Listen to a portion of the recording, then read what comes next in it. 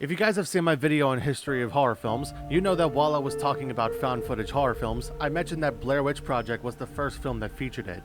While it was technically true that it started making the subgenre more noticeable, it actually wasn't the first film that was considered found footage. The Blair Witch Project came out in 1999, but my good friend Immortus here told me there was a horror film back in 1980 that was the first to start it. However, there was a reason I couldn't talk about it. It was known as Cannibal Holocaust. Cannibal Holocaust was an Italian horror film released in 1980 that shows a group of filmmakers who went missing in the Amazon rainforest, and there was found footage of the crew being killed by a local cannibal tribe living in the forest. Pretty terrifying. In fact, it was so terrifying that even the local magistrate at the time had to intervene due to the film's numerous controversies, more serious than the ones Hellraiser had.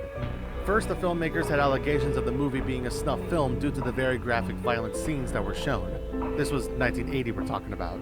It truly did make it look like it was real, to the point they almost got charged with murder.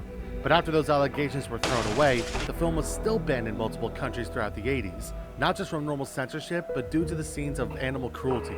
While we are able to still watch the film today, talking about it in a video is a whole different story.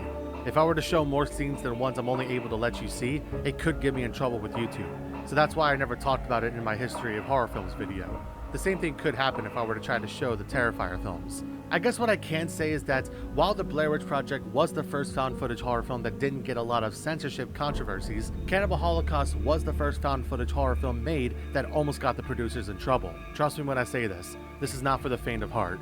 If you got sick watching films like The Terrifier or The Exorcist, Cannibal Holocaust is not going to help you out. This is the only time I can talk about it on my channel, so if you want to know more about it, I'm sure there's other channels and website articles you can check out that give out more info than I can. Still, I highly recommend watching the film if you're looking for more retro VHS style horror films.